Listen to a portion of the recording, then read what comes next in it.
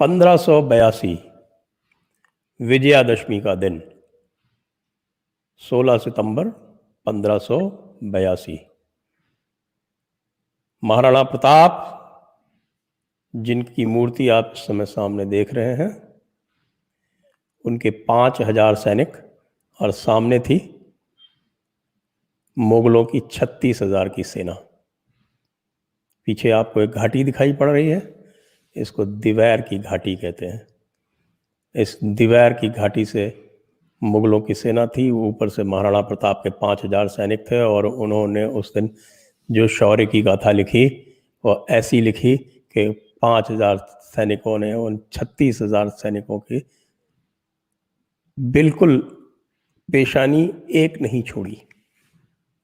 सबके सब या तो मारे गए या कैद हुए, और उन 36,000 सैनिकों के वहाँ पर जितने भी ठिकाने थे, चौकियाँ थीं, थाने थे, सारे के सारे मेवाड़ के कब्जे में, महाराणा प्रताप के कब्जे में थे। विजयादशमी की वो शौर्य गाथा हमको अब बताई नहीं जाती है। हमको बताया जाता है हल्दी घाटी का युद्ध जो 6 वर्ष पूर्व हुआ था, और ये बताया जाता है कि हल्दी घाटी के युद्ध में महाराणा प्रताप की हार हुई थी, जो कि नितांत गलत है। हल्दी घाटी के युद्ध में न किसी की हार हुई थी, न किसी की जीत हुई थी। हल्दी घाटी का युद्ध सिर्फ एक दिन नहीं चला था, वो कई दिनों तक चला था, लेकिन सिर्फ एक दिन, जिस दिन महाराणा प्रताप ने एक टैक्टिकल रिट्रीट की थी, अपने कदम पीछे खींचे थे, जिससे कि वो पूरी तरह से मुगल सेना को वापस घेर के परास्त कर सके, सिर्फ उसका जिक्र किया जाता है, सिर्फ उसकी चर्चा की जाती है उस छद्म इतिहास में जो हमें सिखाया गया है। लेकिन उसका जो प्रतिशोध लिया गया दिवैर में, उसकी भारतीय इतिहास में कोई किसी प्रकार की तुलना नहीं है। वह अतुलनीय है। वह अतुलनीय इसलिए है क्योंकि इस प्रकार की विजय मुगलों के ऊपर किसी ने हासिल नहीं की। इस प्रकार की निर्णायक विजय, बहुत सारी विजय मुगलों के ऊपर भारतीय राजाओं ने की, छत्रपति शिवाजी ने भी की, बाद में राज सिंह मेवाड़ के थे उन्होंने भी की, लेकिन ये जो एक युद्ध है वो एक ऐसा मानक युद्ध है जिसको हमारे इतिहास में स्वर्णाक्षरों में लिखा जाना चाहिए था, लेकिन उसे इतिहास से गायब कर दिया गया। नमस्ते, आप सभी का स्वागत है आज के इस विशेष प्रसंग में, और हमारे साथ जुड़ रहे हैं श्री ओमेंद्र रत्नू जी, जो अभी अभी दिवैर की तीर्थ यात्रा करके आए हैं। ये हमारा तीर्थ होना चाहिए था। कैसे हैं आप ओमेंद्र जी? नमस्ते संजय जी, बहुत आनंद में हूँ, और आपने हृदय और आनंदित कर दिए कहकर के कि मैं तीर्थ यात्रा पर जाकर आया हूँ। एक क्षत्रिय होने के नाते डेफिनेटली ये जो यात्रा थी एक तीर्थ यात्रा से कम नहीं थी। अब आप बताएं हमको, मैं कुछ इतिहास से जुड़े हुए प्रश्न आपसे पूछना चाहता हूं, क्योंकि आप वहाँ कई दिन रह के आए, आपने वहाँ तीर्थाटन भी किया है, आपने वहाँ सुंदर चित्रांब भी लिए हैं, हमें भी उपलब्ध कराए हैं, जिनमें से कुछ का उपयोग हम कर चुके हैं और आगे कुछ करेंगे। तो ये जो प्रसंग आता है दिवैर का, दिवैर की 2 लड़ाइयाँ हुई हैं। ये पहली लड़ाई थी दिवैर की, और दूसरी लड़ाई बाद में 1605 में अमर सिंह की हुई थी। उसमें भी विजय अमर सिंह जी की हुई थी, जो राणा प्रताप के पुत्र थे। ये दिवैर की घाटी का क्या सामरिक महत्व है कि यहाँ पर ही इतने बड़े बड़े मोर्चे लिए जाते रहे हैं? छोटे छोटे मोर्चे भी लिए गए, लेकिन ये 2 बड़े मोर्चे लिए गए। तो दिवैर की घाटी का क्या महत्व है? सबसे पहले तो हमें ये समझाएं। दिवैर भौगोलिक रूप से संजय सर, अजमेर की तरफ से जितनी भी मुगल फोर्सेस होती थी वो एंट्री अजमेर की तरफ से करती थी। तो अजमेर से जो एंट्री पॉइंट है मेवाड़ का, वो दिवेर पड़ता है। दिवेर से पश्चिम की तरफ मारवाड़ है, पूर्व की तरफ आमेट है, और दक्षिण की तरफ उदयपुर है। तो अरावली की जो फोर्ट्रेस, जो प्राकृतिक फोर्ट्रेस बनी हुई है मेवाड़ के लिए, उसका एंट्री पॉइंट होता है दिवेर। और बड़ी रोचक बात कि प्रताप को दिवेर की घाटी में आक्रामक युद्ध करने का परामर्श एक नाथ संप्रदाय के रूपनाथ जी योगी थे, उन्होंने दिया था। और आजीवन प्रताप उनको अपना गुरु मानते थे। तो एक निष्प्रिय वैरागी योगी ने सामरिक दृष्टि से प्रताप को दिवेर में आक्रामक रुख अपनाने का परामर्श दिया, जिसके परिणाम में वो महान विजय प्रताप को मिली। आप कुछ इसकी व्याख्या करेंगे, इसका कुछ वर्णन करेंगे कि उस दिन क्या हुआ, कैसे हुआ? आप तो वहां होके आए हैं, तो आपको कई प्रकार के कथानक सुनने को मिले होंगे, जो इतिहास से प्रमाणित हैं वो भी हैं, उसके अलावा जो लोक श्रुति में वहां पर चर्चित हैं वो भी हैं। तो कुछ वर्णन करें, उस दिन क्या हुआ, कैसे हुआ? थोड़ा सा इसकी पृष्ठभूमि में अगर हम जाएंगे तो हमें समझ में आएगा कि इससे पहले जितने भी कम से कम महाराणा कुंभा तक मेवाड़ के राज महाराणा सब जीतते आए थे। उससे पहले हारने का प्रसंग अधिक मिलता नहीं है, एक्सेप्ट पृथ्वीराज चौहान को, जो समर सिंह थे वो गए थे सहायता करने। समर सिंह भी वहां मारे गए थे और पृथ्वीराज चौहान भी हार गए थे। लेकिन बापा रावण, उसके बाद 3 खुमाण हुए, महाराणा कुंभा हुए, ये कभी हारे नहीं थे। हारने का सिलसिला शुरू होता है महाराणा सांगा से। वह भी सिलसिला नहीं कहना चाहिए, एक ही युद्ध में वे हारे थे, खानवा की लड़ाई। वो महत्वपूर्ण लड़ाई थी, लेकिन उससे पहले वो सैकड़ों युद्ध, सैकड़ों मीन्स लिटरली 100 युद्ध जीते थे, उसका कोई जिक्र नहीं होता है। तो सांगा की हार के बाद उदय सिंह, खानवा से पहले मैं आपको इंटरप्ट करूं, खानवा से कुछ ही दिन पहले वो बयाना के युद्ध में जीते थे, जहां वो बाबर के फौजदारों को उन्होंने वहां से मार भगाया था। वो बयाना का युद्ध जीत के उसके बाद फिर ये, बल्कि एक तरह से कहे बाबर वहां से भाग गया था और फिर उसने खानवा में मोर्चा लिया था। जी हाँ। और खानवा बाबर हार रहा था जब तंवरों का एक 35,000 की सेना ने दगाबाजी कर दी सांगा के साथ। और वो इतना भीषण विभत्स युद्ध था। उस वक्त राजपूतों के पास तोपें नहीं थी, तो तोपें देख के राजपूत घबरा गए खानवा में। तो राजपूतों ने तोपों में सर दे दिए, उनको गीली उनकी मांस और उनके खून से वो तोपें बेकार हो गई। आप कल्पना कर सकते हैं जो अदम्य साहस उस क्षण में उन लोगों ने दिखाया था। तो खानवा की हार के बाद एक निराशा मेवाड़ की जनता में आ गई थी। और उदय सिंह एक कमजोर राजा थे। उदय सिंह भोगविलासी भी थे, और भटियानी रानी थी उनकी एक, जिनसे उनका एक पुत्र था जगमाल, उसके प्रेम में अंधे थे। प्रताप उनके पुत्र थे, लेकिन प्रताप को तलहटी में रखा जाता था उनकी मां जयवंता बाई के साथ में, और उनके लिए प्रतिदिन महल से खाना आता था चित्तौड़ से। तो प्रताप भीलों के साथ जंगल में बड़े हुए थे, वो he was the son of the soil. तो 1568 में अकबर ने चित्तौड़ में एक भीषण नरसंहार किया। इसमें 40,000 निरपराध लोगों को मारा गया, जहां 74.5 मण यानी लगभग 3,000 किलो उनके जनेऊ का वजन था, भार था, जब उनको तोला गया। और वो एक नृशंस हत्याकांड था। आपकी आवाज नहीं आ रही है मुझे। हाँ बोले कृपया। तो प्रताप उस वक्त 28 साल के थे। प्रताप ये देख रहे थे। प्रताप उस वक्त उदयपुर दूर चले गए थे, लेकिन उन्हें पता लगा जब वो जौहर की चिताओं की धुएं उठे, राखें उठी और वो सूचना पूरे मेवाड़ में, तो पूरे मेवाड़ में एक अवसाद फैल गया था।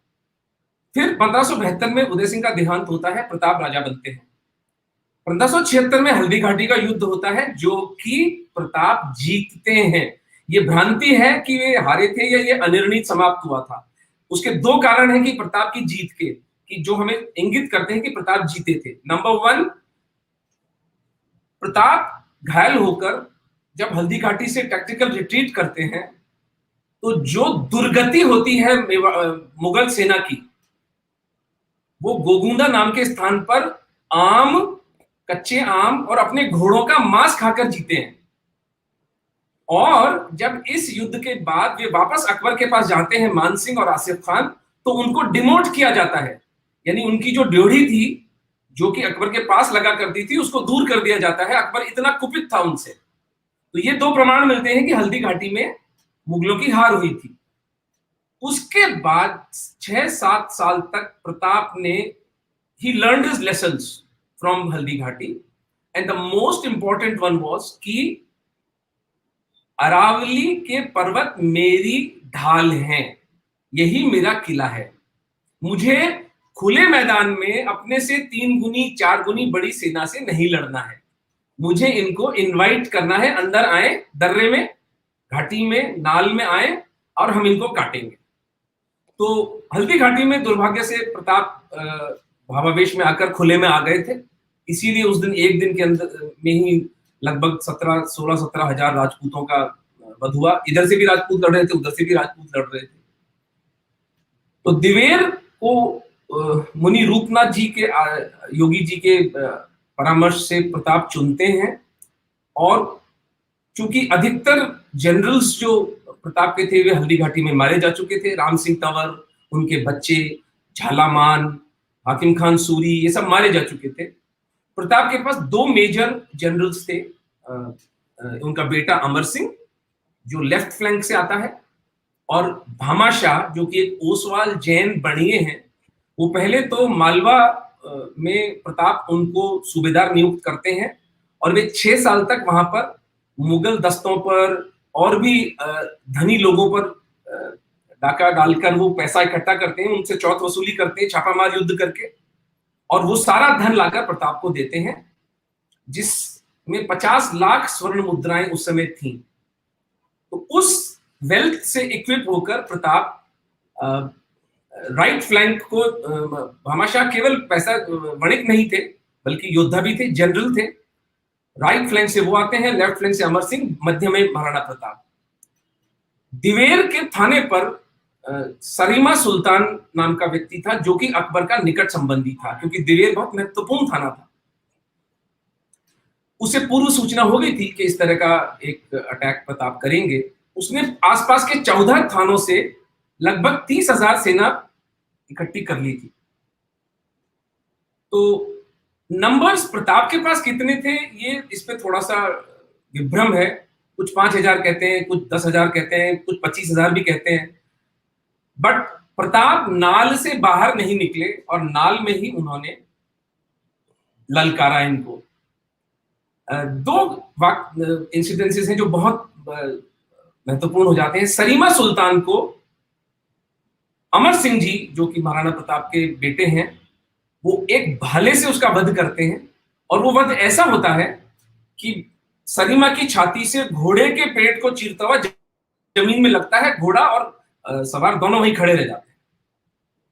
और जब मुगल या राजपूत भी उस भाले को निकालने जाते हैं तो वो निकाल ही नहीं पाते हैं। और सरीमा कहता है, इसका वर्णन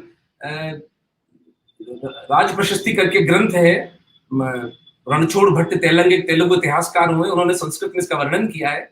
सरीमा कहता है, जिस वीर ने मुझे इस तरह से भला मारा है, वही इस भाले को निकाले, मेरी अंतिम इच्छा है। वाह, आप कल्पना कर सकते हैं क्या क्या लोग थे ये। तो अमर सिंह जी, लेकिन फिर राजपूतों को संदेह हुआ कि कहीं छल नहीं कर रहा हो मलेच्छ, चाकू मार दे या कुछ ऐसा कर दे। तो पहले राजपूत जाते हैं और वो कहता है कि मेरे पास कोई हथियार नहीं है, मैं मृतप्राय हूं, मैं सिर्फ उस व्यक्ति को देखना चाहता हूं जिसने मेरा ये हाल किया। अमर सिंह जाके भाला निकालते हैं, और फिर वो कहता है कि मुझे पानी पिलाओ। तब महाराणा प्रताप की करुणा हमें दिखती है। ये गंगाजल लाते हैं स्वयं, और अपने हाथों से उसके मोक्ष की कामना करते हुए सरीमा सुल्तान को पानी पिलाते हैं, और इस प्रकार सरीमा सुल्तान अपना देह त्याग करता है। ओहो, तब तो वो बेचारा जन्नत भी नहीं जा पाया होगा। वो एक अलग विवाद है। काफी के हाथ से पानी पी गया। लेकिन ये प्रताप की करुणा दिखाने के लिए मैंने बताई ये बात। दूसरी जो घटना है वो है बहलोल खां, उज़्बेक सरदार था, एक उज़्बेक हत्यारा था, और उसने हल्दी घाटी में भी बहुत गदर मचाया था। प्रताप को स्मृति थी उसकी, प्रताप के मित्रों को उसने मारा था। प्रताप घोड़े समेत उसे बीच से काट डालते हैं। तो वो घटना भी दिवेर की थी। इन 2 सिपा सालारों का वध देकर मुगल सेना भाग खड़ी होती है, और दिवेर का थाना विजय कर लिया जाता है। अमर सिंह जी दाईं और आमेर चले जाते हैं उसी दिन।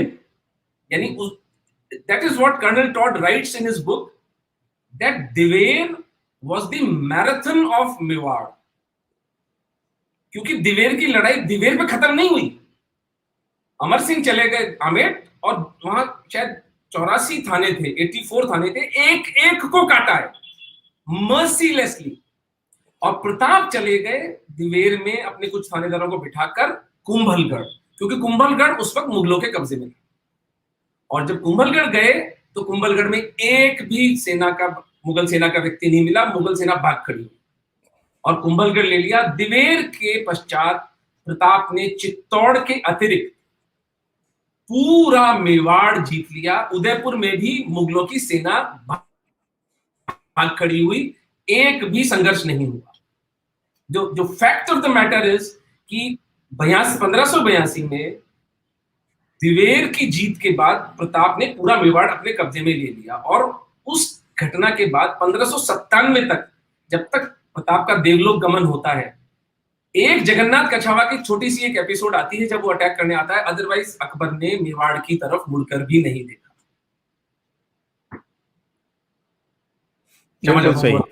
तो ये एक महान शौर्य गाथा है जो हमारे इतिहास के पन्नों में दिखती ही नहीं। जो पुराने जो इतिहासकार हैं, जयद्रनाथ सरकार जी जैसे, उन्होंने इसकी चर्चा अवश्य की है, लेकिन आज की जो हमारी इतिहास लेखन है, आज का जो हमारा इतिहास लेखन है, उसमें उसको वहाँ से मिटा दिया गया।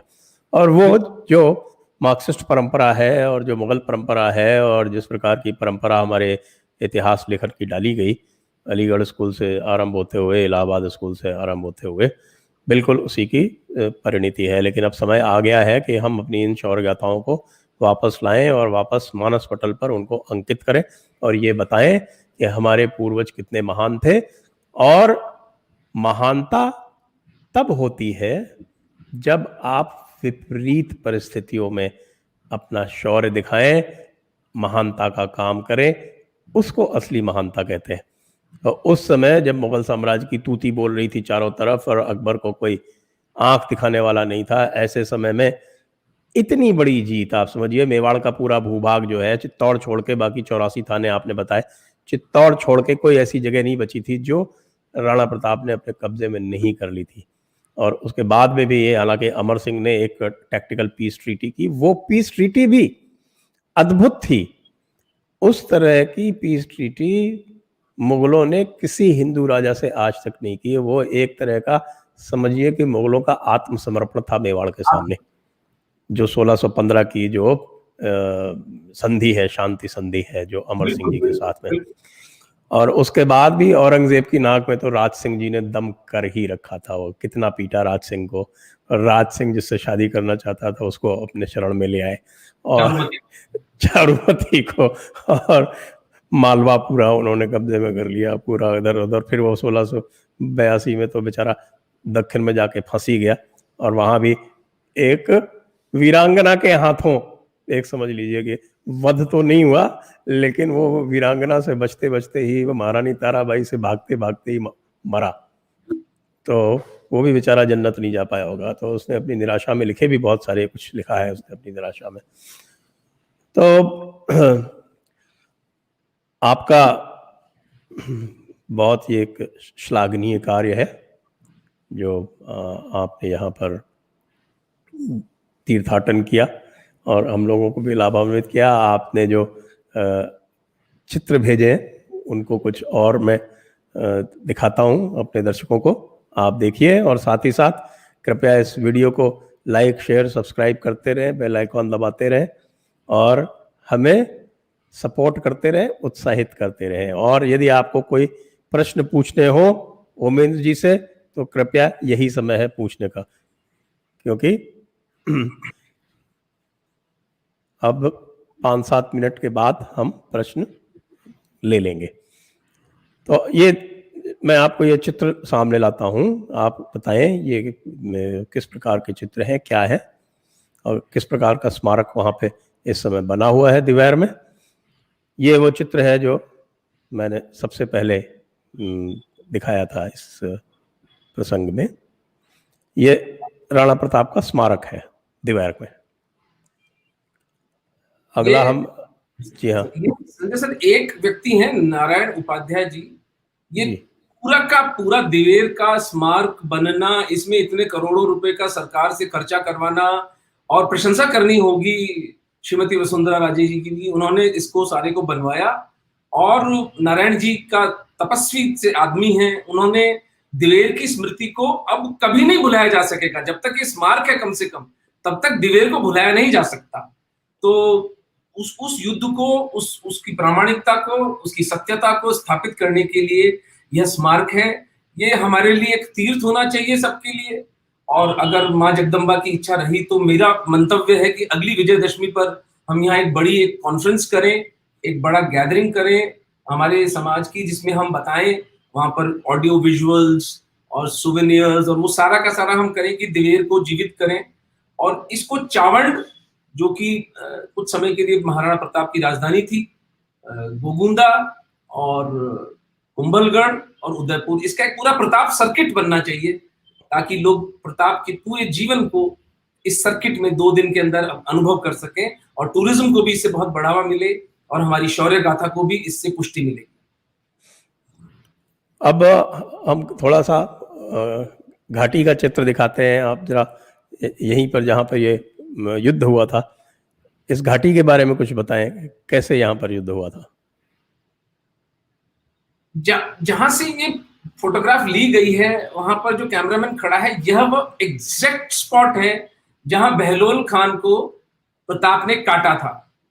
क्योंकि जब लीडर मर जाता है तो सेना वैसे ही भाग जाती है। ये ट्रेंड दुर्भाग्य से पूरे भारत के इतिहास में हिंदू राजाओं के विपरीत काम में लिया जाता रहा। अगर आपको स्मरण हो तो राजा हेमचंद्र जो थे, द्वितीय बैटल ऑफ पानीपत के अंदर आगे जाके लड़ रहे हैं हाथी पर, एक तीर लगी, आंख पे घायल हुए, हौदा खाली हो गया, सेना के पांव उखड़ गए। और यही करते थे हिंदू राजा। और इनके जो मुगलों के और तातारों के और तुर्कों के, ये एक इनके पास एक स्पेशल डेडिकेटेड जत्था हुआ करता था 40-50 तीरंदाजों का, जो लीडर को भी पॉइंट करते थे। 50-60 सबसे कुशल तीरंदाज जो हिंदू राजा होता था, उसके ओहदे पर सतत आक्रमण करते रहते थे। ये बात इन्हें पता थी, लेकिन इधर प्रताप इस चीज को प्रयोग करते हैं। और ये जो विहंगम दृश्य हमें दिवेर की सुंदर घाटी का दिख रहा है, जो कि परमात्मा की कृपा से आज भी उसी वर्जिन स्टेट में है, बिल्कुल प्रिस्टीन, कोई एनक्रोचमेंट्स नहीं हुए हैं। मैं यहाँ गया था सर, तो यहाँ पर अभी भी वो प्रताप के समय के रास्ते हैं जिन पर प्रताप की सेना चली थी। यदि हम आर्कियोलॉजिकल सर्वे पर थोड़ा इंडिया पर थोड़ा प्रभाव डालें और थोड़ा उन पर कहें, उनसे विनती करें, तो अल्ट्रासाउंड के द्वारा हम, क्योंकि ये पथरीली जमीन है, यहाँ पर बहुत गहरा नहीं गया होगा जो प्रमाण है, भाले, घोड़ों की नाल, जिस तरह के गहने पहने जाते थे, कुछ प्रशस्ति पत्र, कुछ हथियार, हमें वहां पर अगर हम इसका अन्वेषण करें तो हम मिल जाएंगे, जो कि काफी अच्छा प्रमाण होंगे इस युद्ध का। और the scale of this fight can very easily B assessed if we go into a scientific investigation of this place. जी, ये जो आप चित्र है, इसके बारे में कुछ बताएं, ये किस प्रकार की उत्कीर्ति है यहाँ पर? मेरे विचार से ये सबसे प्रामाणिक बात है जो दिवेर के युद्ध को स्थापित करती है। यह एक शिलाखंड है जो कि राजसमंद झील पर प्रताप के लड़पड़ पोते राज सिंह जी ने बनवाया था राजसमंद, और उसके आसपास 25 शिलालेखों में एक तेलुगु इतिहासकार हुए हैं रणछोड़ भट्ट तेलंग, उन्होंने संस्कृत में मेवाड़ की पूरी इतिहास को लिखा था। तो ये अगर आप इस पे जूम इन करें तो आपको दिखेगा देवेर, मेरी जो उंगली लगी हुई है वो देवेर पर लगी हुई है। देवेर नामक स्थाने सुल्तान सरीमा खान, तो वो लिख रहे हैं रणछोड़ भट्ट तेलंग, ये देखिए, आप देखा ना देवेर लिखा हुआ है, देवेर नामक सुल्तान सरीमा खान। तो ये राज प्रशस्ति इनका लिखा हुआ ग्रंथ था। और ये दुर्भाग्य ये रहा ना सर हमारा, हम अबुल फजल और अल बदायून की किताबों को ही रेफरेंस पॉइंट मानते हैं, उसी के आधार पर की किताबें लिखी जाती भाई ऐसा है कि हम यदि सही मायने में अबुल फजल और आपके जियाउद्दीन बरनी और फरिश्ता और साकी मुस्ताद खान को भी यदि सही रूप में स्थापित कर दें और उनका भी सही सही अनुवाद, जैसा कि जदुनाथ सरकार जी ने किया था, उसको भी यदि हमारे लोगों के सामने प्रस्तुत कर दें तो वो भी कोई बुरा काम नहीं होगा। बहुत क्योंकि सही। उन्होंने जो अत्याचार किए हैं और जो उनकी प्रेरणा थी, जो उनकी जिहादी मानसिकता थी, वो सब उसमें बिल्कुल स्पष्ट रूप से झलकती है, परिलक्षित होती है, दिखाई पड़ती है।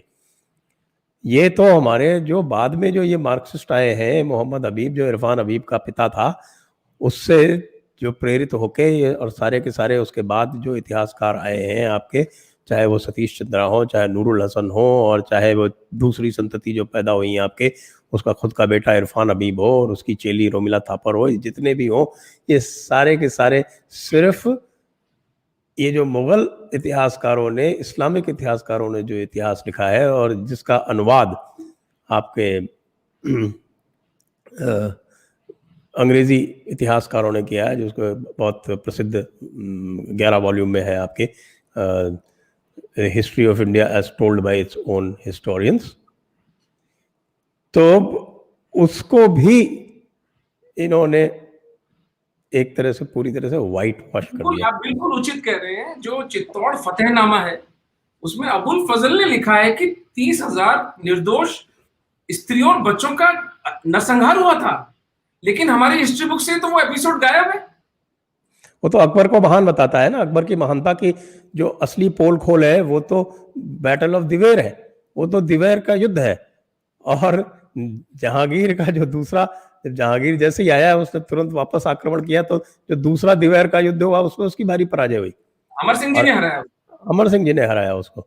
बाद में औरंगजेब आया तो औरंगजेब की बुरी पराजय राज सिंह जी ने की, कितनी बार की, 2-3 बार, बुरी तरह से उसको बेइज्जत करके भगाया यहाँ से, बुरी तरह से। और लेकिन राज सिंह की एक बात सुंदर थी कि उन्होंने, he was the first one at that time जिन्होंने सिखों के साथ, श्री गुरु गोविंद सिंह जी महाराज, राठौड़ों के साथ जोधपुर और इवन जयपुर के कुछ सरदारों के साथ में एक अलायंस बनाया था। तो उनमें वो हारने में राठौड़ का बहुत बड़ा योगदान है। दुर्गादास राठौड़ उनमें प्रमुख नाम है। उनमें एक वो धार्मिक चेतना थी, क्योंकि धार्मिक चेतना थी, नहीं तो पहले तो मेवाड़ और मारवाड़ आपस में लड़ते रहते थे, जयपुर वाले आप उनसे लड़ते रहते थे। लेकिन ये आप बिल्कुल सही कह रहे हैं कि अब जयपुर के नाम से आपके मुख पर एक अजीब सी मुस्कान आ गई है, तो नहीं, लज्जा आती है सर, काय की मुस्कान आएगी, आत्मग्लानि होती है, क्षत्रिय होने के नाते लज्जा आती है। हमने तो लेजिटिमाइज कर दिया ना इस पूरे इन्वेजन को ही, इस पूरे टर्किश इन्वेजन को। अकबर वाज अ टर्क, तो ये टर्किश इन्वेजन को पार्ट मंगोल पार्ट टर्क, ये कि कहां से हमारे, मंगोल तो उसका बहुत एक छोटा सा पार्ट था, उसकी कोई तीसरी चौथी पीढ़ी में एक कोई महिला मंगोल थी, बेसिकली वाज अ टर्क। ये टर्किश इन्वेडर्स कहां से हमारे सेवियर्स, कहां से हमारे हमारी हमारी सिविलाइजेशनल प्रोटेक्टर्स हो गए। बढ़िया, जो मतलब आई थिंक इसके पीछे सर एक अगर रीजन हम देखें तो 47 से लेके 77 के बीच में 4 जो हमारे एजुकेशन मिनिस्टर्स थे, मौलाना अबुल कलाम आजाद, नूरुल हसन, हुमायूं कबीर और फखरुद्दीन अली अहमद, तो पता नहीं उनकी निष्ठा। नूरुल हसन को भूल जा रहे हैं। नूरुल हसन को भूल गए आप। मैंने बोला नूरुल हसन बोला, तो मैंने कहा कि इनकी निष्ठाएं कहां थी जब ये एनसीईआरटी की किताबें लिखवा रहे थे। और एक जो सिविलाइजेशनल सभ्यता का झूठ हमें पढ़ाया जाता है कि हिंदू 1000 साल मुगलों के, मुसलमानों के गुलाम रहे। मैं कहता हूं, मैं बहुत ऐतिहासिक बारीकियों में, न्यूनताओं में न जाकर के एक बहुत सरल सा तर्क है, भैया अगर 1000 साल गुलाम रहे होते तो आज हम 100 करोड़ कैसे होते। ये मंदिर हमारी संस्थाएं, आश्रम कैसे बचे, हमारी इकोनॉमी कांस्टेंट स्ट्रगल। आपको एक तथ्य, आपको और दर्शकों को एक तथ्य बता देता हूं ऐसा क्यों हुआ। इसका जो किस्सा है वो मोहम्मद हबीब से शुरू होता है। मोहम्मद हबीब जो थे, उन्होंने Aligarh school of history establish किया और उनके चेले थे, जैसे मैंने बताया, सतीश चंद्र, नूरुल हसन, उनके खुद के पुत्र इरफान हबीब। बाद में एक पार्टी बनाई, जब खिलाफत आंदोलन असफल हो गया तो एक पार्टी बनी, खिलाफत स्वराज पार्टी, जिसके अध्यक्ष थे चित्तरंजन दास जी, लेकिन जो सारे उसके कर्ता धर्ता सर्वे सर्वा जो थे वो मोतीलाल जी नेहरू थे।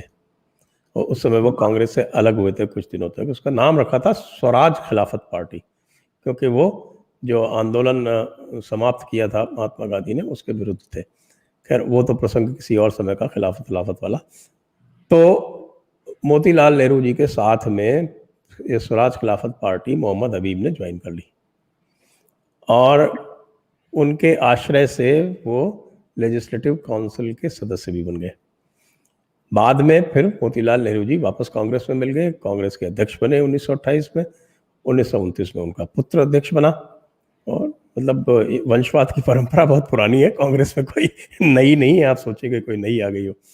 ये 1928 1929 से ही आरंभ है। तो मोहम्मद हबीब ने पूरी तरह से जवाहरलाल नेहरू को प्रभावित किया, और जिस प्रकार के एक जिसको बोलते हैं इंटेलेक्चुअल डेफिसिट जवाहरलाल नेहरू में थी, उसकी वजह से वो ऐसे व्यक्ति से बहुत आसानी से प्रभावित हो गए।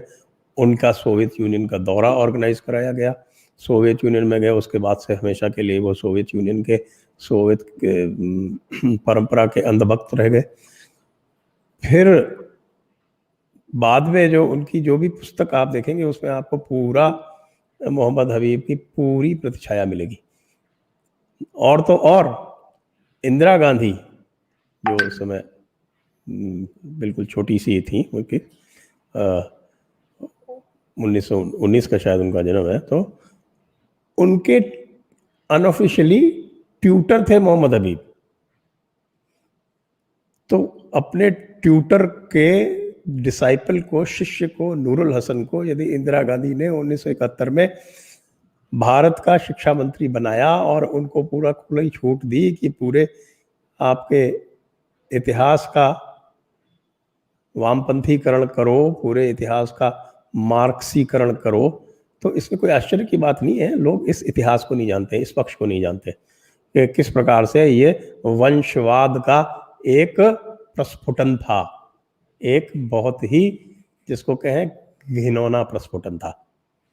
तो ये एक तथ्य है, वो सब लोग, दर्शक भी हमारे, और यदि आपको जानकारी पहली बार मिली हो तो आप भी ध्यान रखें इसका। सही है, धन्यवाद आपका, आपने मुझे इसके लिए। मेरा प्रति प्रश्न ये है सर कि हिंदू लीडरशिप क्या झक मार रही थी क्या उस वक्त, ये सब जब हो रहा था? तो क्या हमारा कोई प्रतिनिधित्व नहीं था, कोई इतना दूरदर्शी नहीं था, कोई इतना प्रज्ञावान नहीं था कि इन चीजों को रेजिस्ट कर सके? मतलब मुझे तो अटल बिहारी वाजपेयी से पहले कोई ऐसा नेता, श्यामा प्रसाद जी मुखर्जी जरूर अवश्य थे, पर बीच में 20-25 साल का एक टोटल वैक्यूम आ जाता है। ऐसा नहीं है। आप ये देखें तो यदि आप उस समय की परंपरा को देखें और अंग्रेजों को भी देखें, तो अंग्रेज बहुत शातिर थे। उन्होंने जानबूझकर गांधी नेहरू की परंपरा को बढ़ावा दिया, क्योंकि इनसे हमें कोई खतरा नहीं है, ये अहिंसा की बात करते हैं, इनके रणनीतिक दृष्टिकोण जो है वो परिपक्व नहीं है, इनसे हमें कोई किसी प्रकार का खतरा नहीं है। उन्होंने टारगेट किसको किया? उन्होंने टारगेट किया सावरकर को।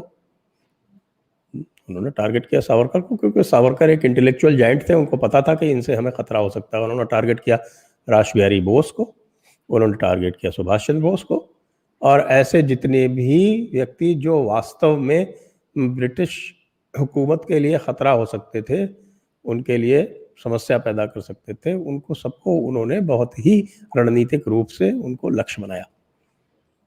और यही जो कार्यक्रम है, और उन्होंने ये बिल्कुल स्पष्ट है कि नेहरू जी का कांग्रेस में कोई सपोर्ट नहीं था कि उनको अध्यक्ष बनाया जाता और बाद में वो अंतरिम प्रधानमंत्री बनते। वो भी महात्मा गांधी ने ब्रिटिश इन्फ्लुएंस में बनाया। तो ये जो आप कह रहे हैं ना कि हमारे इतिहास की जो परंपरा दूषित हुई है, और उसके बाद फिर वो ब्रिटिश परंपरा कायम रही, फिर आपके नूरुल हसन वगैरह आ जाते हैं, तो ये सब चीज़ें हैं निश्चित रूप से। और जो मनीषी थे, सीताराम गोयल जैसे, रामस्वरूप जी जैसे, उनको भी तो बिल्कुल एक तरह से हटा दिया गया। खैर, आज हम इस स्थिति में हैं कि हम इसके बारे में खुल के बात कर सकते हैं, कर रहे हैं, करते रहेंगे, और हमारी जो प्रज्ञा है, हमारी जो इतिहास है, हमारा जो शौर्य है, उसको हम अब किसी को छुपा के रखने नहीं देंगे। इसी के साथ अब हम प्रश्नों पर चल सकते हैं। 3 प्रश्न आए हुए हैं, वो 3 प्रश्न हम ले लेते हैं, वो आपके लिए है। Press the bell icon on YouTube and don't miss another update.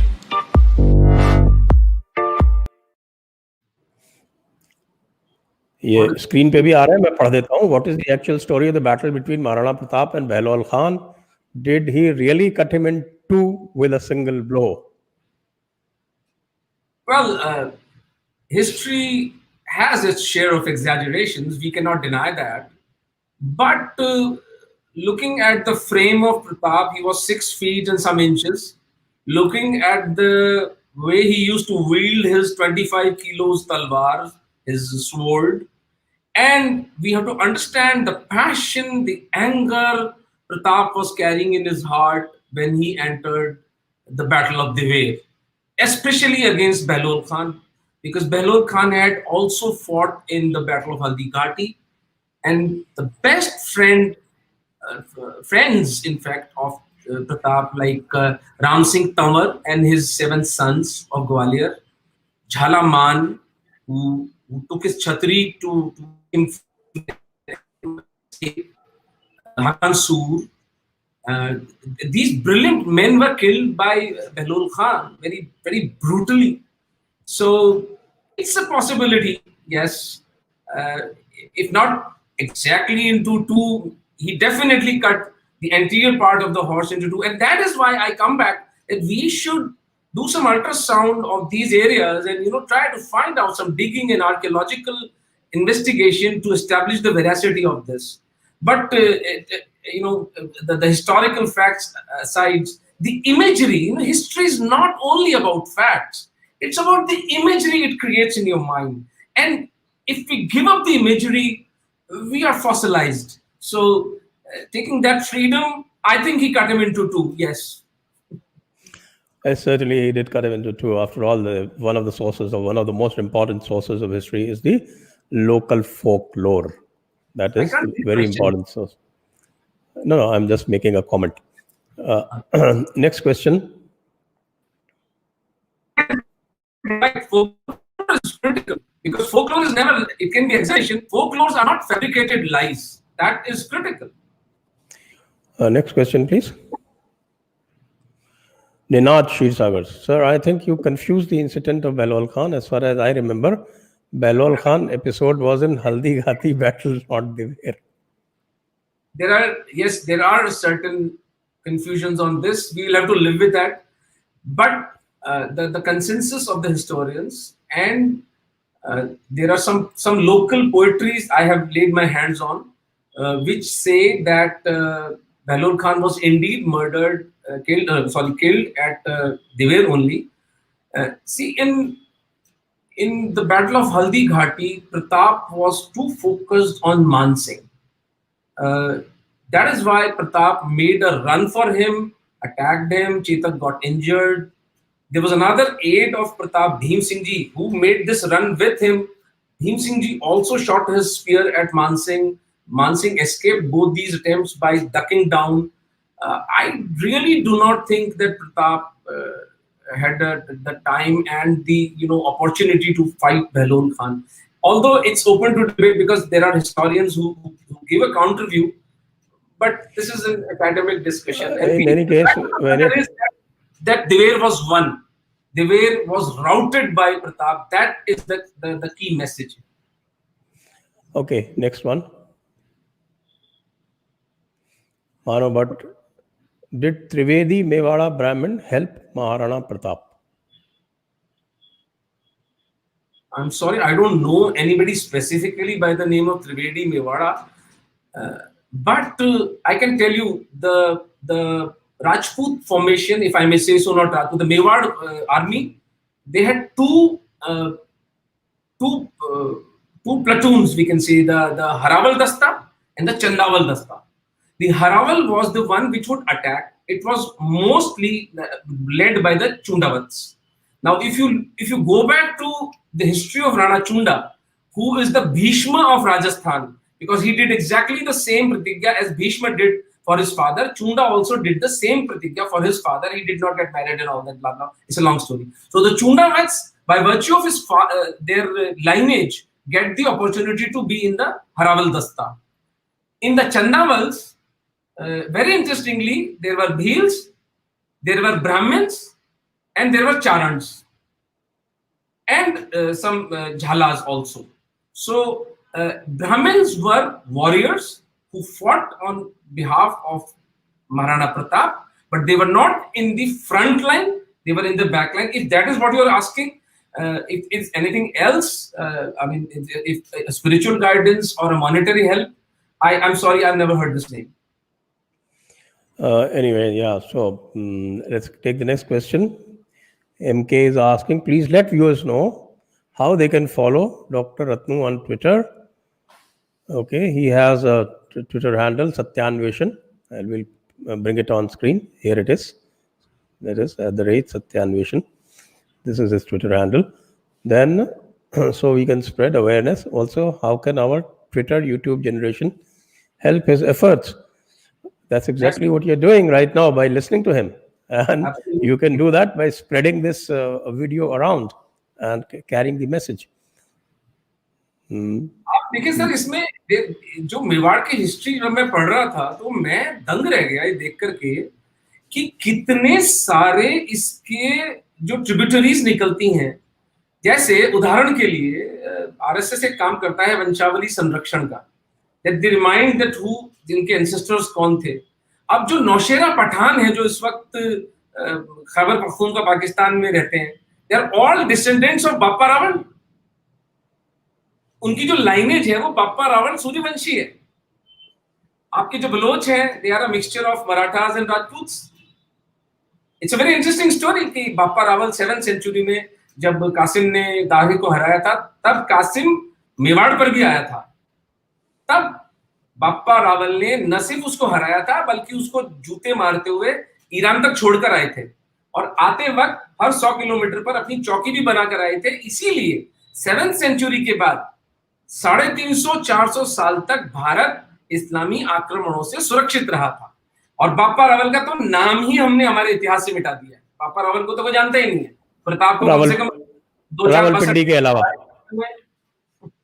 Bappa Rawal का नाम रावलपिंडी में ही सुरक्षित है अभी। That's a good one. That's a good one. चेतन अग्रवाल जी पूछ रहे हैं, संजय सर निशब्द हूँ, स्तब्ध हूँ, आपको और रत्नू जी को साधुवाद, हम जैसे अकबर के गुलामों को आज आजाद करने के लिए। बहुत सुंदर आपकी अभिव्यक्ति है। बहुत बहुत धन्यवाद आपको भी चेतन जी। और अधिक निराश मत होइए, 4-5 साल पहले तक हम सभी उसके गुलाम थे, क्योंकि हम भी उसी नैरेटिव को मानते थे। थोड़ा सा इंटरनेट आने के कारण, थोड़ा सा जिज्ञासा, अच्छे संजय सर जैसे सज्जनों के सत्संग के कारण हम लोगों की आंखें खुलने लगी है। संजय सर को फॉलो करते रहिए, आंखें खुल जाएंगी। बहुत बहुत धन्यवाद चेतन जी आपको। निशिकांत जी पूछ रहे हैं, why so many Rajputs converted and so late?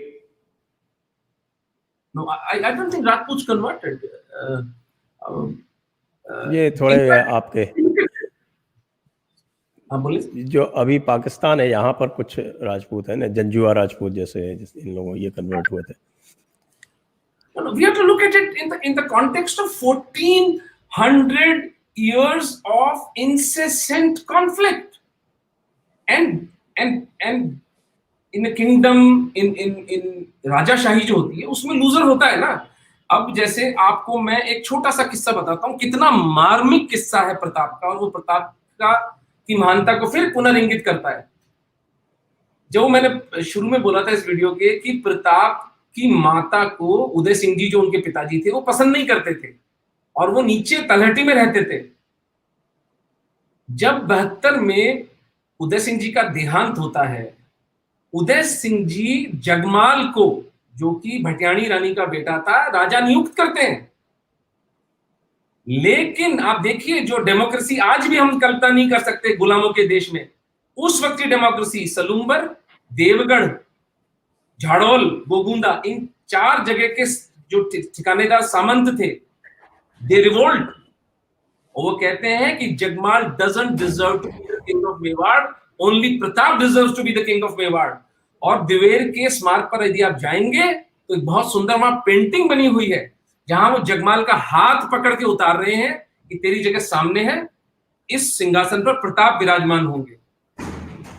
ये लेवल था कि हम किस हद तक मेरिटोक्रेटिक सोसाइटी थी, मेरिट के ऊपर ये सोसाइटी चलती थी। तो 1400 साल के कॉन्फ्लिक्ट में जो लूजर होता है, अब जगमाल का क्या हुआ? जगमाल ने जाकर के अकबर से हाथ मिला लिया, उसको जहाजगढ़, ये जो भीलवाड़ा के पास में वहां की कुछ वो जागीरें वगैरह मिली, उसका उपयोग विधर्मियों ने किया, क्योंकि जो लूजर होता है वो अपनी आत्मा का सौदा कर लेता है।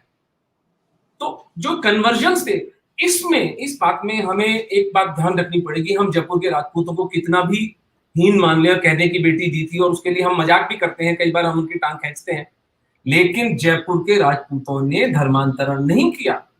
और आपको एक विलक्षण बात बताता हूं, जो मैं सूरजमल जी, कविराज श्यामल दास जी की मैं इतिहास पढ़ रहा था, वीर विनोद, उसमें वो एक तर्क लाते हैं जो मुझे पहले नहीं पता था, अभी पता चला, कि जयपुर के राजघराने के साथ मुगलों ने कहा था हम आपको बेटी देंगे, तो क्योंकि हमारा स्टेटस रॉयल फैमिली का है, मुगलों ने कहा, तो हम सिर्फ रॉयल फैमिलीज में ही बेटी का लेना देना कर सकते हैं। जयपुर के राजपूतों ने मना कर दिया, क्योंकि उन्होंने ये तर्क, उनके ब्राह्मणों ने, पुरोहितों ने कहा कि यार अगर इनकी बेटी ले ली तो फिर तो इस्लामीकरण होके रहेगा। अगर इनके आक्रमणों से बचना है, क्योंकि जयपुर के पास मेवाड़ की तरह अरावली की ढाल नहीं थी, Jaipur was a flat ground जिसके ऊपर अपनी 4 गुनी सेना से जयपुर के लोग नहीं लड़ सकते थे। लेकिन जयपुर के राजपूतों ने इतनी निष्ठा धर्म के प्रति रखी कि अपनी जान बचाने के लिए, सनातन धर्म बचाने के लिए बेटी दे दी, लेकिन बेटी ली नहीं। इसको उस दृष्टि से देखा जाना चाहिए। तो राजपूतों का कन्वर्जन 1400 साल के सतत प्रहार के बाद मैं समझता हूं बिल्कुल मिनिमलिस्टिक है। राजपूत तो हमारे धर्म को अपने छाती पर ढोते आए हैं। एक पंजाब में जंजुआ राजपूतों के अलावा ऐसी कोई एक पूरी कम्युनिटी कन्वर्ट हुई हो, ऐसा मुझे तो ध्यान नहीं है। इक्के दुक्के तो अपवाद सब जगह होते हैं। तो अब अपना अगला प्रश्न ले लेते हैं। मैंने कहा ना, लूजर जो होता है ना सर, हाँ, लूजर को अपनी आत्मा का सौदा कर लेता है। ये बड़ा रोचक प्रश्न है। इसको आप आज के परिप्रेक्ष्य में जो वर्तमान सरकार कर रही है उसके रूप में भी देखें। Do schools in Rajasthan teach about local heroes like Maharana Pratap, Durgadas Rathore ji and others? Well, Pratap is reduced to a footnote, and nobody talks about Durgadas Rathod. They included the Battle of Diver when BJP was in the government, and the moment this Congress government they removed it. We raised a lot of hue and cry, but they didn't bother. So राज सत्ता जब नहीं है तो इतिहास के साथ छेड़छाड़ हो रहा है। लेकिन अब इनकी बेईमानियां, चोरियां इसलिए नहीं चलेंगी क्योंकि इंटरनेट आ गया है। इंटरनेट के कारण हम अपनी बात सीधी सनातन हिंदू समाज को बता सकते हैं। इसलिए अब ये अपने स्कूलों में कुछ भी पढ़ाते रहे, हम तो डायरेक्टली अपने समाज से बात कर रहे हैं कि बैटल ऑफ दिवेर की सत्यता और उसकी जो शौर्य गाथा है वो हम पूरे हिंदू समाज को सुनाएंगे, पूरे विश्व को सुनाएंगे। अगला प्रश्न ले लेते हैं। Div Prakash, can we make efforts big statue of our fighters right in Lutyens Delhi? Seeing the Maharana Pratap statue itself, feel proud in our heart and courage. Well, it can be tried. I think you are more equipped to answer this question, sir. My first effort would be to first remove all those Mughal names, including those hated names like Lodi and Tughlaq. But honestly speaking, I am planning of writing a book on the Battle of Diver. I'm also planning a movie on this. I have made a sankalp to my purvajas and to Pratap himself. मेरा प्रण है उनको, उनकी पुण्य स्मृति को, उनकी पावन स्मृति को, कि यदि जीवन रहा तो जरूर हम इस पे किताब भी लिखेंगे, इसके ऊपर मूवी भी बनाएंगे। Okay, this is the last question today. is story of Jodha married to Akbar correct? May you please put some light on this if possible? I think it's a white lie. राजा भारमल की बेटी थी हरखूबाई, उनका विवाह हुआ था अकबर से, और and Bharmal को बेचारे को काफी गालियां पड़ती हैं, बट अभी मैंने आपको एक तर्क दिया था कि जयपुर के राजपूत चूंकि डायरेक्ट लाइन ऑफ फायर में थे मुगलों की, इसलिए उनके पास मेवाड़ की तरह अरावलीज उनको प्रोटेक्ट करने के लिए नहीं थे, और राजपूत आपस में खंडित भी थे। और देखिए उस युग में आप सोचें, एक राजा के ऊपर अटैक हो रहा है, वो सूचना भेज के किसी राजा से हेल्प मंगाएगा, उस प्रोसेस में उसको 15 दिन लग जाएंगे, उसमें भी जबकि वो घोड़ा जो लेकर जो गया है उस सवार को, वो सकुशल वहां पहुंच जाए, बशर्ते उसको रास्ते में कोई जंगली जानवर ना खा जाए, उसका सर नहीं फूट जाए। तो राजपूतों का कम्युनिकेशन भी इतना नेटवर्क इतना फास्ट नहीं होता था। तो जयपुर के राजपूतों ने अपनी बेटी जरूर दी, बट वो जोधा नहीं थी, उसका नाम हरखूबाई था, और उसका विवाह से पूर्व उसका धर्म परिवर्तन किया गया, उसका नाम मरियम उल जमानी रखा गया, उसके बेटे का नाम भी सलीम था। ये जो मुगले आजम फुगले आजम के अंदर दिखाते हैं, वो कातिले आजम था वो आदमी, कोई मुगले आजम नहीं था। और वो जो दिखाते हैं ना कि वो जो जन्माष्टमी पे वो हिंदू पत्नी को दिखा रही है, वो सब धोखा है, वो सब एक मिराज है, वो सब एक फॉल्सहुड है जो बॉलीवुड ने फैलाई हुई है। उसका अच्छी तरह से इस्लामीकरण होता है। आज भी उसकी कब्र है इस लेडी की। There was no Jodha, there was a Harkhubai. Rest all is fantasy created to make Akbar look human, whereas he was a barbarian of the worst kind, not only slaughtering 40,000 innocent women and children in Chittor, but he started a very disgusting Riti of Nowroz, where the first 9 days of a Rajput princess would be spent in a harem. He just proposed it, and then the Jaipur Rajputs revolted. He said, if you start this, then there will be civil war. So he proposed this, but he backtracked. So he was a debauch, basically. और मीना बाजार? मीना बाजार तो लगता ही था। और वो यानी इस तरह का दुष्चरित्र, हिंसक, इतना आतताई असुर हमारे बच्चों को ग्रेट करके पढ़ाया जा रहा है सर। इससे बड़ा कोई श्राप हो सकता है हिंदू समाज के ऊपर? जबकि प्रताप, इन कॉन्ट्रास्ट, प्रताप को देखिए आप, सोशल इंजीनियरिंग देखिए उनकी, वो भीलों को जो मैं अगर आपके पास में अगर वो इंसिग्निया हो मेरा, तो उसको डिस्प्ले करें तो आनंद आ जाएगा।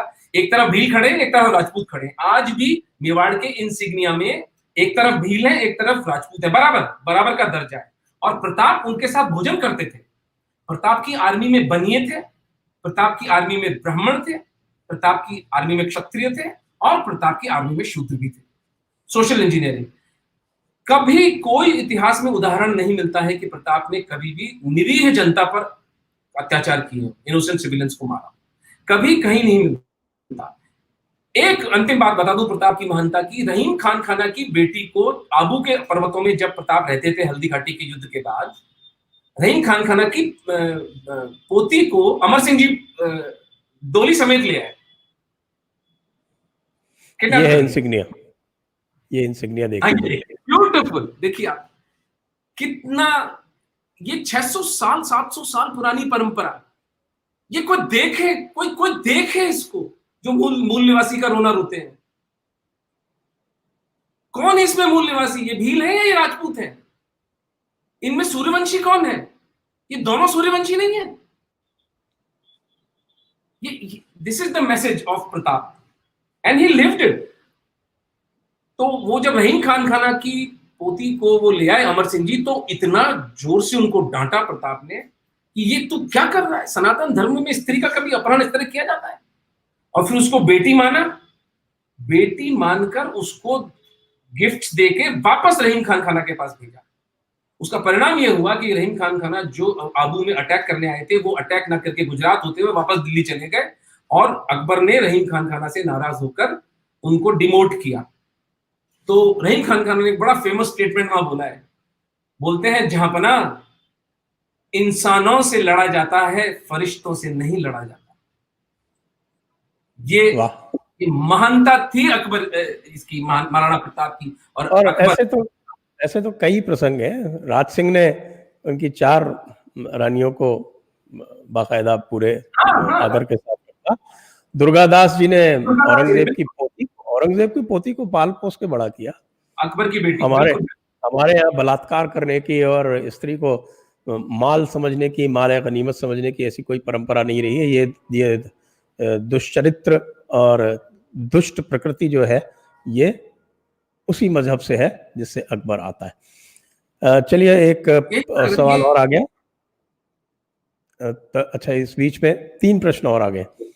जो आप यहाँ कह रहे हैं वह स्कूल की पुस्तकों में कब लिखा जाएगा? क्या कोई कानून है जिसके द्वारा राज्य सरकारों को इतिहास के साथ छेड़छाड़ को रोका जा सके? ऐसा कोई कानून तो है नहीं अभी फिलहाल। और जो छेड़छाड़ है वो, वस्तुतः मैं आपको सही बताऊं कि ये, हालांकि ये राजनीतिक वाद विवाद का या कोई राजनीतिक चर्चा का आज का ये प्रकरण नहीं है, लेकिन फिर भी मैं ये कहूँगा कि जो हमारे यहाँ की कांग्रेस सरकारें होती थी आज से 30 साल 40 साल पहले, उन्होंने राजस्थान के इतिहास को, राजस्थान के शौर्य को महिमा मंडित करने में कोई कमी नहीं छोड़ी। लेकिन ये जो आज की वर्तमान जो पिग्मी संस्कृति है और जो पिग्मी संतति है जो वर्तमान कांग्रेस सरकारों की, उनका तो अब हाल क्या कहें। वो तो पूरी तरह से, एक तरह से कहें कि वो लेफ्ट के भी अल्ट्रा लेफ्ट चली गई हैं। तो इसलिए उनसे किसी भी प्रकार की शुद्धता की और किसी भी प्रकार की समझदारी की आजकल तो मैं कल्पना भी नहीं करता। तो इसका तो उत्तर मैं यही दे सकता हूँ। अगला प्रश्न लेते हैं। Sir, my question was for Mev Mewati Bhutto भट्टी।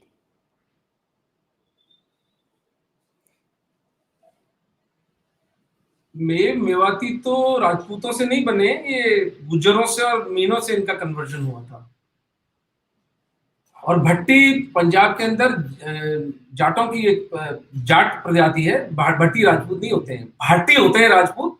और भाटी जो थे वो कोई बहुसंख्या में उनका धर्मांतरण नहीं हुआ है। राजपूतों में एक ही समाज है, कायम खानी मुसलमान, जो कि कायम सिंह जी की संतानें थी। वो कन्वर्ट हुए और उनकी जनसंख्या लगभग 8-9 लाख आज राजस्थान के अंदर है। और वे भी आधे हिंदू ही है, वे आज भी निकाह नहीं करते, वो 4 फेरे लेते हैं और वो सब है, वो एक अलग विषय है। राजपूतों का इतना वृहद धर्मांतरण हुआ ही नहीं। अगर हो जाता तो भारत का इतिहास ही कुछ और होता, हम ही हिंदू नहीं बचते।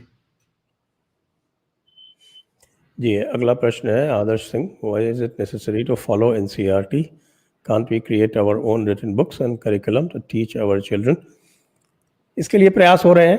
अब एक वैदिक शिक्षा बोर्ड अभी इसकी स्वीकृति मिली है। अब वो हमारे रामदेव जी कब आरंभ करेंगे, मैं तो उसके प्रति बहुत आशान्वित हूँ। वो यदि आरंभ हो जाए तो आरटीई जो है हमारा एक्ट, उसके अंतर्गत एक वैदिक पाठशाला को एक एग्जेम्पशन मिला हुआ है, जिसको हमारे जो हिंदू लोग हैं वो उसका उपयोग नहीं कर रहे। सारे के सारे एक धर्म वाले तो 3 प्रकार के शिक्षण संस्थानों को उसमें छूट मिली हुई है। माइनॉरिटी द्वारा चलाए गए मदरसे और वैदिक पाठशाला, तो 2 तो उसका पूर्ण उपयोग कर रहे हैं और तीसरे उसका बिल्कुल उपयोग नहीं कर रहे। ये एक समस्या हमारे साथ भी है, ये हमें सोचना पड़ेगा कि हम क्यों नहीं कर रहे। अगला प्रश्न है Sanjay ji, were you the Jaipur DM who helped Pak Hindus? No, I am not the Jaipur DM, I was not the Jaipur DM who helped Pak Hindus. लेकिन ओमेंद्र जी का जो निमित्त एकम जो इनकी संस्था है, वो निश्चित रूप से पूरे प्राणपण के साथ पाकिस्तानी हिंदुओं की सहायता में तत्पर है। पाकिस्तान से विस्थापित हिंदुओं की पूरी एक बहुत एक त्रासदीपूर्ण गाथा है, जिस पर संजय सर के साथ कभी और वार्ता करेंगे। आप हमारा जो nimittekam.org जो हमारी वेबसाइट है, वहां जाएं या मुझसे व्यक्तिगत संपर्क करें। पाकिस्तानी हिंदुओं का जो पूरा विषय है वो हर हिंदू को पता होना चाहिए, क्योंकि उस पर जब CAA लाया गया तो कितना बड़ा कदम है कि एक देश की सरकार दूसरे देश के नागरिकों को अपने यहाँ शरण देने को तैयार है। यानी किस हद तक, किस सीमा तक उनका उत्पीड़न हो रहा होगा। बस मैं अंतिम बात उस पर बता दूं, 3 हिंदू बच्चियां प्रतिदिन उनकी इच्छा के विरुद्ध उस देश में उठाई जाती हैं। हिंदू समाज उसके प्रति उदासीन नहीं रह सकता। आज उसका विषय नहीं है, इसलिए हम उस पर बात यहीं पर समाप्त करें। आप तो पाकिस्तान की बात कर रही हैं, यहाँ तो एनसीआर में दिन दहाड़े उठाने का प्रयास किया और सफल नहीं हुए तो गोली मार दी, तो कुछ तो हमें सोचना ही पड़ेगा। विनय जी पूछ रहे हैं, रहीम के दोहे happened after the episode described earlier with Maharana Pratap.